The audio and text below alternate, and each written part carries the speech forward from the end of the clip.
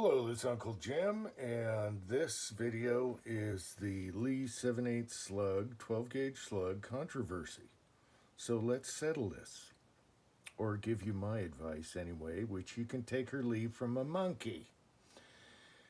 Okay, so I was watching Jesse B's video today, and he got some slugs from Booze and Bullets, who's a good guy, and that was very nice. And Jesse was thinking about getting a Lee 12 gauge mold.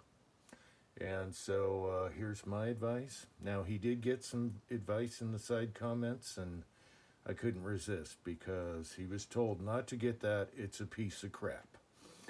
Okay, so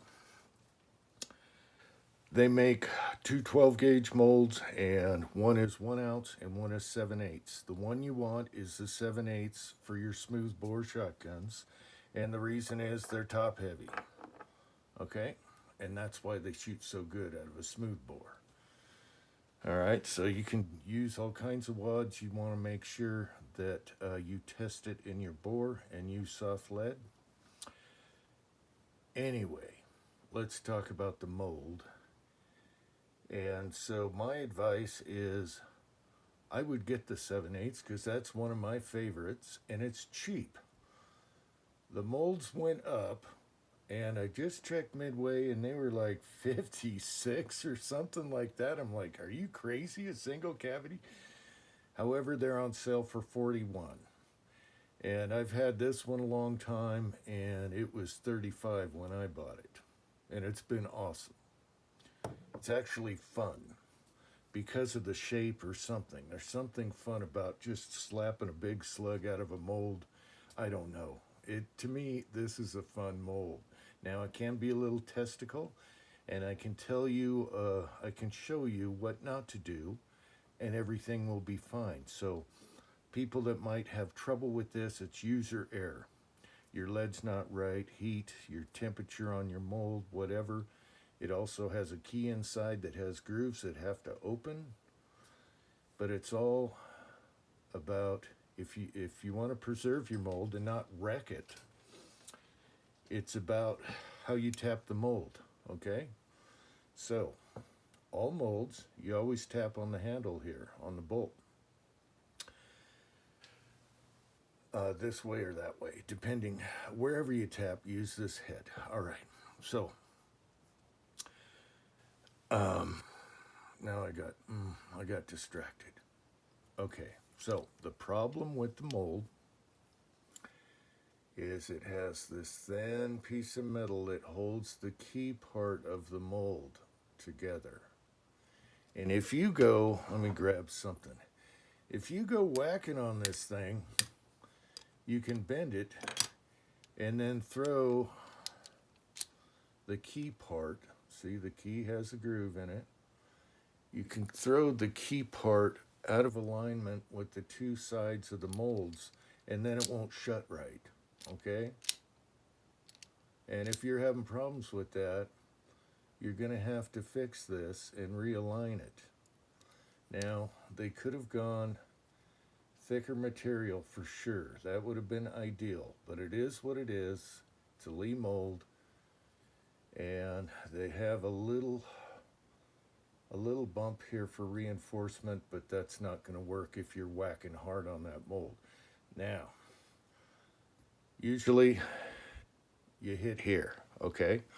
But in reality, when you're tapping out this mold here and you're hitting on it, it is much easier, and there's a lot of temptation to whack it once good there, and it drops right out.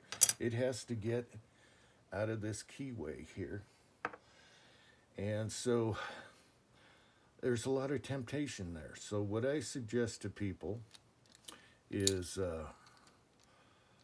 to make it open and close and stay that way in alignment is not to hit it here. If you do, just open it and give it a light tap and it should fall out. If your lead is right, heat, and your temperature on your mold is right, you should be able to do this very easily, okay?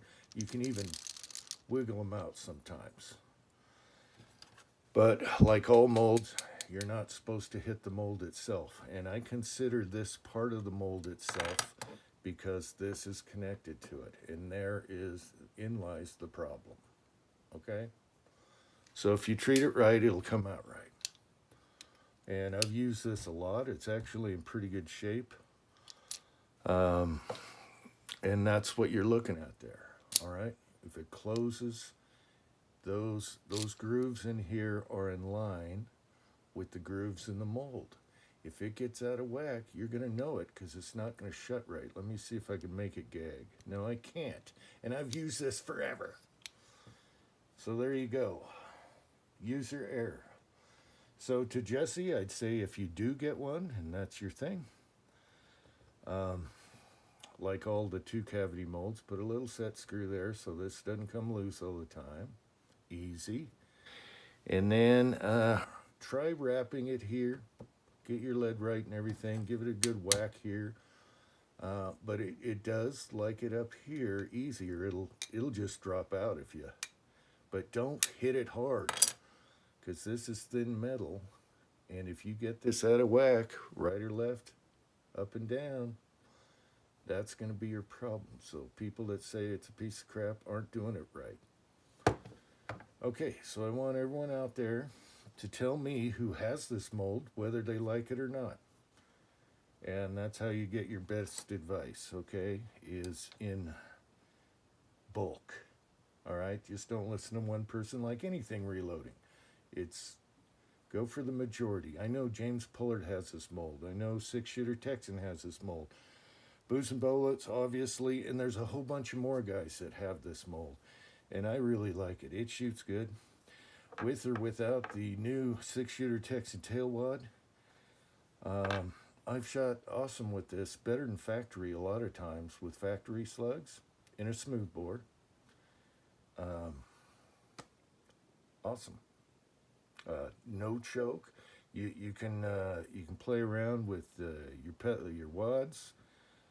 Sometimes you use the pedal, sometimes you don't. You got to use soft lead.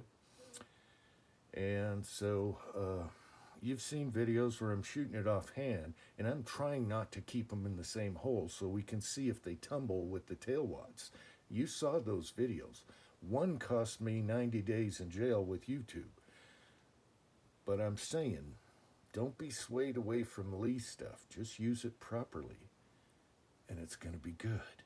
Now, this inspires me to do a modification to this that even a monkey can't destroy.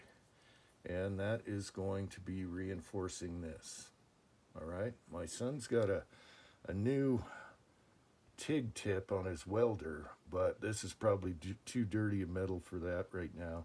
So we might do a modification of this that even a monkey can't slam that thing with a hammer and bend it. So stay tuned for that. All right. I guess that's it. Until next time.